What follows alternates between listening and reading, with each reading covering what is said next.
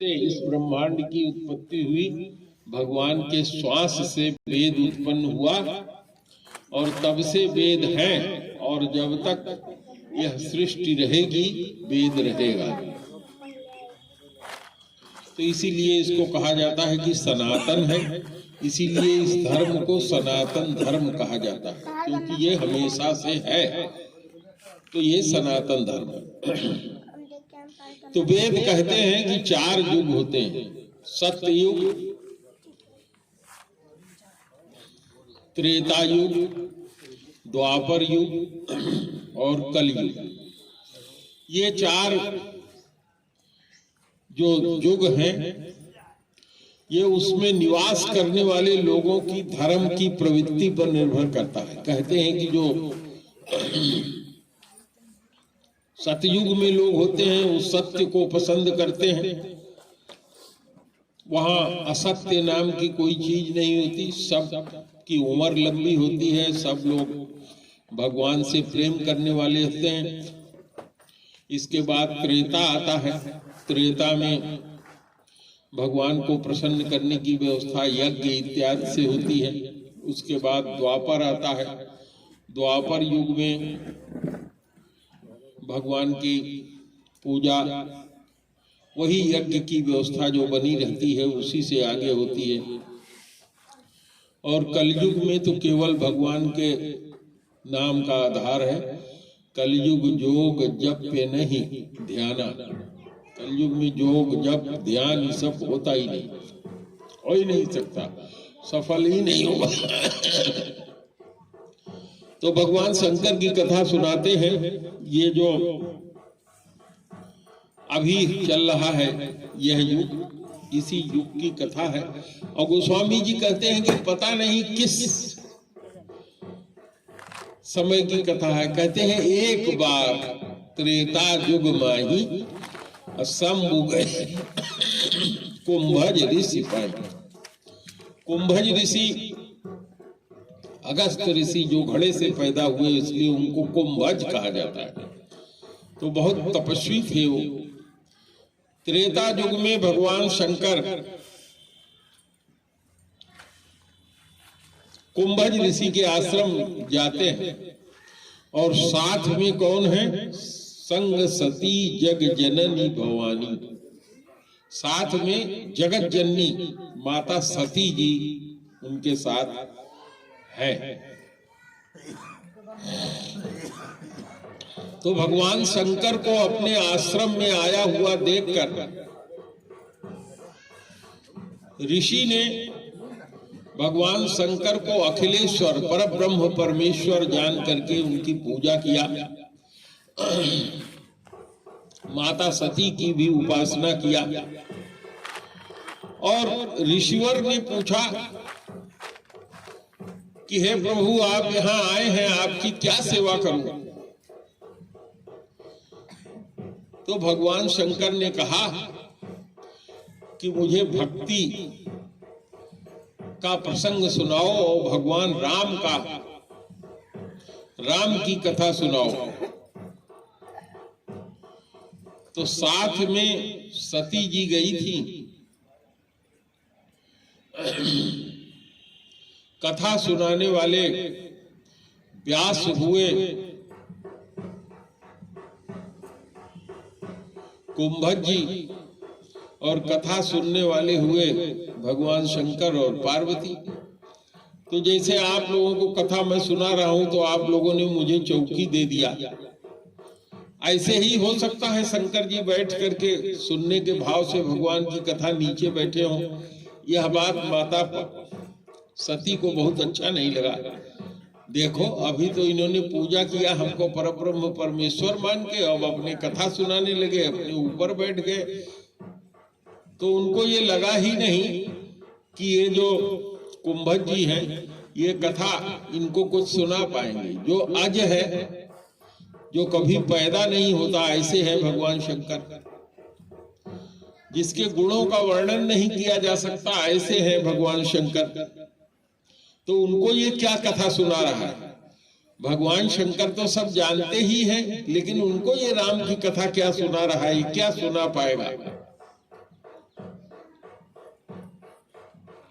इस तरह का भाव उनके मन में आ गया। इसीलिए कहा जाता है कि हमको अपना दृष्टिकोण हमेशा पॉजिटिव रखना चाहिए।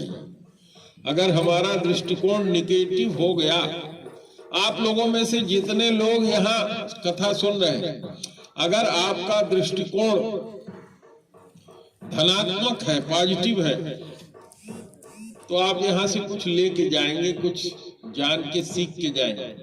और अगर आपका दृष्टिकोण पॉजिटिव नहीं है, कुछ पाने की इच्छा से नहीं है, केवल टाइम बिताने की इच्छा से बैठेंगे, तो आप खाली आए हैं और खाली जाएंगे।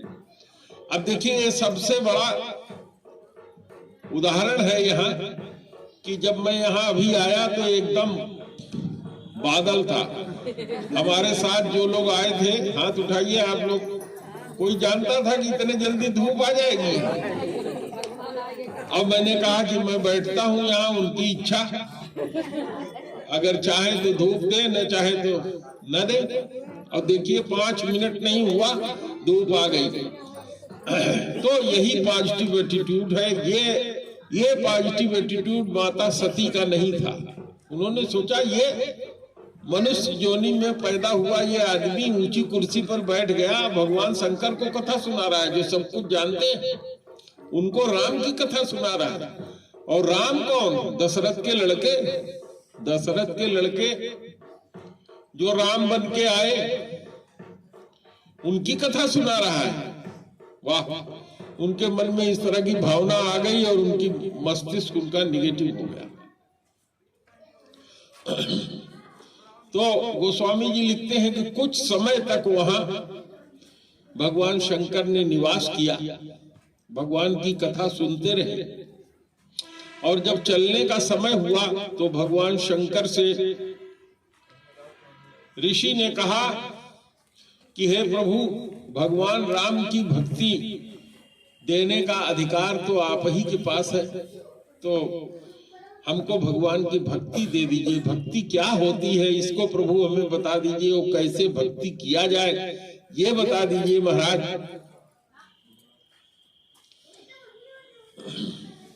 तो भगवान शंकर ने उनको बताया कि भाई, भगवान की भक्ति करने के लिए सबसे पहली चीज चाहिए कि अपना सारा मान, मद, अभिमान त्याग कर जिसकी भक्ति करना है उसके शरणागत हो जाओ, उसके शरण में चले जाओ। कोई अभिमान कि हम हैं, हम ज्ञानी हैं, हम बहुत बड़े आदमी हैं, हम बहुत बड़े भक्त हैं, हम बहुत बड़े विद्वान हैं, इस तरह का सब भाव मिट जाए। और ऐसा किसके मन में होता है? जिसके मन में श्रद्धा होती है। तो जिसके मन में श्रद्धा नहीं होगी उसको भक्ति नहीं मिलेगी। तो पहली चीज श्रद्धा, दूसरी चीज विश्वास, तब ये भक्ति भगवान की प्राप्त होती है। बहुत प्रसन्न हुए कुंभज जी, उन्होंने विदा किया और भगवान शंकर माता पार्वती को लेकर कैलाश के लिए चल दिए। ये कथा तो आप लोगों ने सुनी ही है। तो भगवान शंकर ने क्या सुनाया? भगवान शंकर ने भगवान राम की भक्ति कैसे किया जाए यह बात सुनाया कुंभज जी की। और कुंभज जी ने क्या सुनाया? राम जी की कथा। तो भगवान किस चीज से प्रसन्न होते हैं? भगवान जो नाम है भगवान, ये किसको कहा जाता है? जो तत्व से जानने वाले लोग हैं वो कहते हैं एक ही तत्व है। उस तत्व को कोई ब्रह्म, कोई परमात्मा और कोई भगवान कहता है। जो ब्रह्म है वो निर्गुण है, निराकार है। जब वो थोड़ा सा स्वरूप धारण करता है तो वह परमात्मा हो जाता है। तो जितने लोग जो निर्गुण निराकार को मानने वाले हैं वो ब्रह्म के उपासक होते हैं, जितने योगी और यति होते हैं वो परमात्मा के उपासक होते हैं, और जो भक्ति करने वाले होते हैं वो भगवान के उपासक होते हैं। तीनों एक ही है। तत्व से जानने वाले इसी को तीन नाम से कहते हैं। कोई ब्रह्म कहता है, कोई परमात्मा कहता है और कोई भगवान कहता है। तो जो भगवान कहलाते हैं वो उनका क्या क्या होता है? नाम, गुण, लीला, धाम, उनके परिकर, ये 5 चीजें होती हैं। नाम भगवान है तो कौन भगवान है? राम। कौन भगवान है? कृष्ण। कौन भगवान है? दुर्गा मैया। तो नाम, पहला उनका नाम होगा, दूसरा उनका कुछ गुण होगा, तीसरा उन्होंने कुछ लीला किया होगा, चौथा उनके लीला में कुछ उनके साथी रहे होंगे, परिकर, और कहीं उनका निवास स्थान रहा होगा। तो यही कथा कुंभज जी ने सुनाया था भगवान शंकर को कि दशरथ जी थे, दशरथ जी के गुरु वशिष्ठ जी थे, चौथापन आ गया, उनके बाल सफेद हो गए। दशरथ जी जानते थे कि मेरे हाथ से श्रवण कुमार मरा है, श्रवण कुमार के बाप ने हमको श्राप दिया है कि जैसे पुत्र के वियोग में मैं मरता हूं वैसे ही तुम भी पुत्र के वियोग में मरोगे। तो ये तो सुनिश्चित है कि मुझे पुत्र होगा, लेकिन कब होगा ये पता नहीं। यानी दशरथ जी अब मरने को तैयार हो गए कि अब मुझे पुत्र हो जाए ताकि उसके वियोग में मैं मर जाऊं। यही कथा कुंभज जी ने भगवान शंकर को सुनाया। कहा और क्या सुनाया? कहा राम जी पैदा हुए, गुरु वशिष्ठ के यहाँ विद्या ग्रहण करके आए। राजा दशरथ ने सोचा कि अब हमारा पुत्र सर्वथा योग्य हो गया है, इसको गद्दी दे दें। माता कैकेयी को ये बात अच्छी नहीं लगी। उनकी दासी मंथरा ने कहा कि राजगद्दी तो भरत को मिलनी चाहिए। माता कैकेयी के पास 2 वरदान था, उसके बदले उन्होंने मांग लिया राम जी को वनवास 14 साल का, भरत को राजगद्दी। राम जी वन को जाते हैं, श्रवण कुमार के पिता का दिया हुआ श्राप सिद्ध होता है, दशरथ जी स्वर्ग सिधार जाते हैं। राम जी वन में जाते हैं, सीता जी का हरण होता है, रावण नाम का राक्षस ले जाता है। राम जी पता करते हैं, समुद्र पर पुल बांधते हैं, लंका में जा करके रावण का वध करते हैं। इस तरह से यही पूरी कथा सुनाया। लेकिन माता सती को तो कोई चीज अच्छा नहीं लगा। अरे कौन दशरथ का लड़का? दशरथ भी आदमी थे, मनुष्य थे, दशरथ का लड़का राम भी मनुष्य ही था, उसी की कथा ये सुना रहे हैं। और एक किसकी कथा सुना रहे हैं? जिसके पत्नी को एक ठो राक्षस उठा ले गया, उसकी रक्षा नहीं कर पाए। अरे कौन सी बात ये कर रहे हैं? और ये हमरे पतिदेव शंकर, इनका नाम है शंकर, भांग धतूरा पिए मस्त रहते हैं, इनको कुछ होश तो रहता नहीं है। तो ये मदहोश है, पता नहीं क्या कथा सुन रहे हैं। जैसा कि हमारी सब माताएं अपने अपने पतियों को समझती हैं कि हमारा किस्मत फूट गया जो इसके साथ शादी हो गई, हमारे बाप पगला गए थे जो तोरे संगे ब्याह कर दी है, हम ये योग्य नहीं रहे कि तोरे साथे ब्याह हो, हमारी योग्यता कुछ और थी, लेकिन अब क्या कहें, अब तो फंस गए। हर माता यही सोचती है। अगर कोई न सोचता हो तो हाथ उठाए कि हाँ हम नहीं सोचे। अच्छा, 2 लोग यहाँ हैं जो नहीं सोचती हैं, बहुत अच्छी बात है। तो आगे कथा बढ़ती है। अब देखिए, भगवान शंकर माता सती को लिए चले जा रहे हैं रास्ते में, और देखिए क्या घटना घटती है। घटना ये घटती है, रास्ते में देखते क्या है भगवान शंकर कि अरे ये तो राम जी का अवतार हो गया है जो मैं कथा सुन के आ रहा हूं।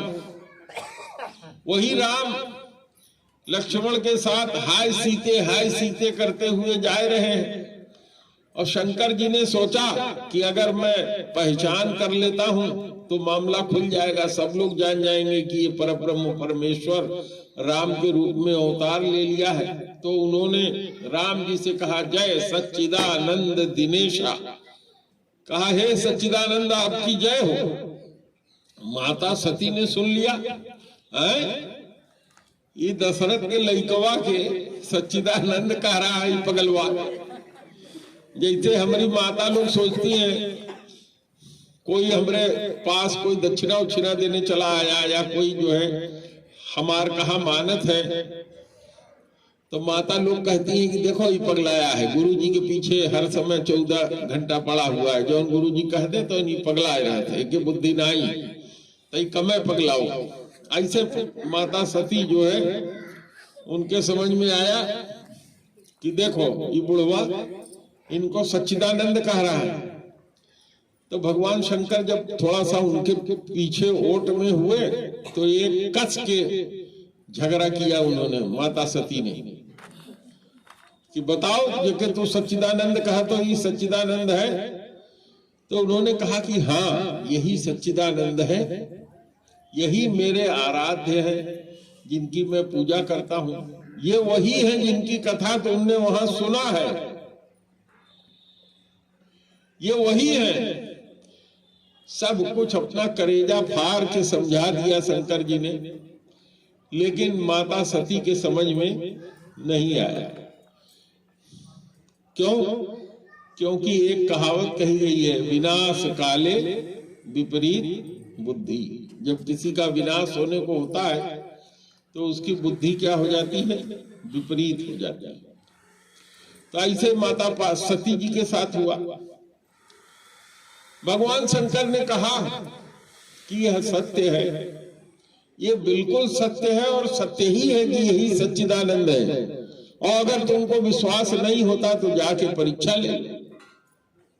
और जब तक तुम परीक्षा लेने जा रही हो, यही बरगद के नीचे हम बैठे हैं, बुढ़वा बैल भी सोता लेगा, हम बैठ जा रहे हैं, जाओ तो परीक्षा ले आओ।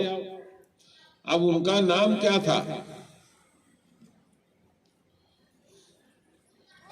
गोस्वामी जी लिखते हैं दक्ष कुमारी। ये स्पेशल शब्द इस्तेमाल किया है। उनके पिता का नाम था दक्ष।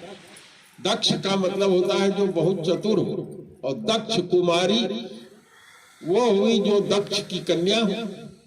तो भगवान के साथ उनकी शादी हुई थी। दक्ष की कई कन्याएं थी, उसमें से एक कन्या की शादी इनके साथ हुई थी, शंकर जी के साथ।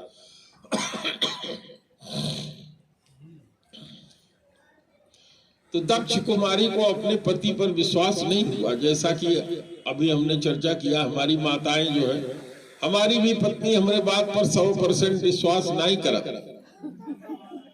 अगर आप लोग ही करती हैं तो आप लोग भाग्यशाली। तो भगवान शंकर कहे कि भाई तुम्हारे विश्वास नहीं है तो जाओ तो परीक्षा ले लो। तो चलिए वो परीक्षा लेने के लिए। अब उन्होंने देखा कि राम और लक्ष्मण गोंडा वाली रोड पकड़ के बहराइच की तरफ जा रहे हैं। तो वो सोची कि ऐसा हम करते हैं कि चिलवरिया के तरफ से उल्टा होकर के सीता का वेश बना के राम लक्ष्मण के सामने आ जाए। और वही किया उन्होंने। जैसे सीता जी का वेश बना करके आई, लक्ष्मण जी ने देखा कि ये तो माता उमा जो है सीताकृत भेष बनाई हुई है, सीता का भेष बनाई हुई है, तो उन्होंने तो वहीं से प्रणाम कर लिया। लेकिन अब बड़े भाई थे तो उनकी आज्ञा का जब तक आज्ञा न मिले तब तक बोले कैसे, उल्लंघन नहीं किया, बैठे रहे, चलते रहे। भगवान शंकर तो थे नहीं, माता सती अकेले चल रही थी। यह देख करके भगवान राम ने उनसे कहा कि हे माता, इस कठिन जंगल में आप अकेले टहल रही हैं, अरे बताइए वृक्ष केतु भगवान शंकर कहाँ गए कि आप अकेले टहल रही हैं। अब माता सती को ये लगा कि तो मामला खुल गया, हम तो समझे थे कि ये पहचान नहीं पाएंगे, मनुष्य है, और ये तो जो है पहचान गए हमको। और इतने नहीं हुआ, भगवान राम ने अपना कुछ प्रकट प्रभाव भी दिखा दिया, अपनी माया फैला दिया।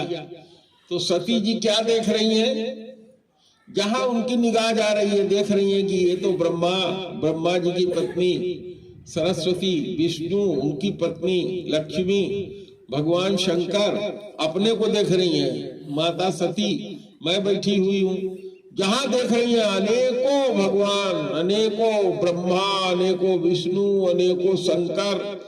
अब उनको चक्कर आ गया कि अरे वहां जो बैठी सती है अगर वो मैं हूं तो मैं कौन हूं। चकरा गया उनका माथा पकड़ के वहीं जो है बैठ गई, माथा पकड़ करके बैठ गई। तब उन्होंने, जब कोई उपाय नहीं चला, तब उन्होंने भगवान विष्णु जी का नाम लिया कि हे प्रभु अब मेरा कल्याण करिए। तो भगवान ने अपनी माया वापस ले लिया और सती जी अपने पूरे के पूरे होश में आ गई। जब सती जी पूरा होश में आ गई तो कहीं कि अब चले बुढ़ऊ के पास। बुढ़ऊ के पास गई, बुढ़ऊ ने पूछा का भाई कैसे परीक्षा लिया। कहे कुछ परीक्षा नहीं लिए। कहे तब क्या करूं। कहे जैसे तू सच्चिदानंद कह रहे हो वैसे हम सच्चिदानंद कह के चले आए। तो भगवान शंकर कहे अरे अब वही तो ये हमसे बाज रही थी, इसके समझ में नहीं आया, अब इतने मिनट भर में कैसे समझ गई कि वही सच्चिदानंद है, वो सच्चिदानंद कह के आ रही। तो उन्होंने आंख बंद किया। तब शंकर देखे धर ध्याना, किया जो उमा चरित सब जाना। सब जान गए कि उमा जी ने क्या क्या किया। तो आप शंकर जी इतने व्यवहार कुशल थे कि उन्होंने प्रकट नहीं किया। सती जी के साथ पैदल, बैल पर नहीं बैठाया उनको, पैदल वहां से चल दिए। एक हाथ में बैल पकड़ लिए, आगे आगे बैल पकड़े वो, पीछे पीछे सती जी कैलाश पर पहुंचे। जब कैलाश पर पहुंचे भगवान शंकर तो कहा कि भाई अब हमको तो जो है बहुत थक गया हूं, मैं थोड़ा भगवान का ध्यान करूंगा। तो शंकर जी ने अपने मन में संकल्प लिया, शिव संकल्प कीन मन माही, यही तन सती भेंट अपनाई। तो जैसे उन्होंने संकल्प लिया, सारे देवता लोग कहने लगे धन्य धन्य प्रभु धन्य हो, बिना तुम्हारे और कौन ऐसा संकल्प ले सकता है। लेकिन माता सती सोची कि क्या मामला है, देवता लोग फूल बरसा रहे हैं, धन्य धन्य बोल रहे हैं। समझ तो वो भी गई।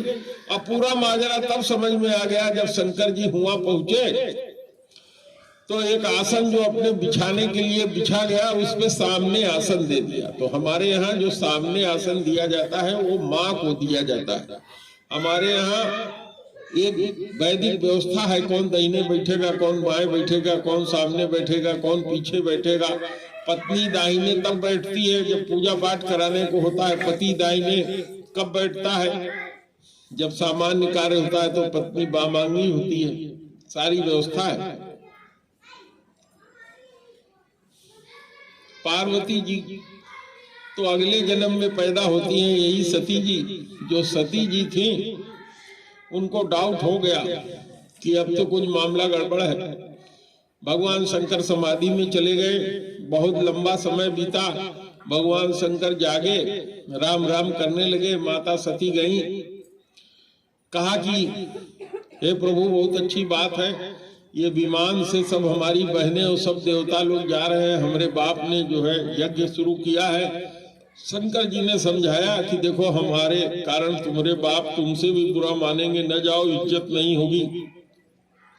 लेकिन जब माता लोग सोच लें कि हमार पति दुई कौड़ी वाला है तो ओकरे बात पे कहाँ भरोसा है। तो सोचिए कि शंकर जी तो वही दुई कौड़ी वाले हैं, हमारे बाप प्रजापति हुए हैं इस समय, हम जाएं बिना बुलाए चली गई। और वहां जाने पर उनका बड़ा अपमान हुआ और अंत में यज्ञ में वो कूद गई, यज्ञ विध्वंस हो गया, शरीर से उनको हाथ धोना पड़ा। तो प्रेम से बोलिए भगवान शंकर की जय। बंद करो भाई, ये कथा भगवान शंकर की हो गई, बंद करो। वहां ये बंद कर, रिकॉर्डिंग हो रही होगी इसमें ना, बंद करो।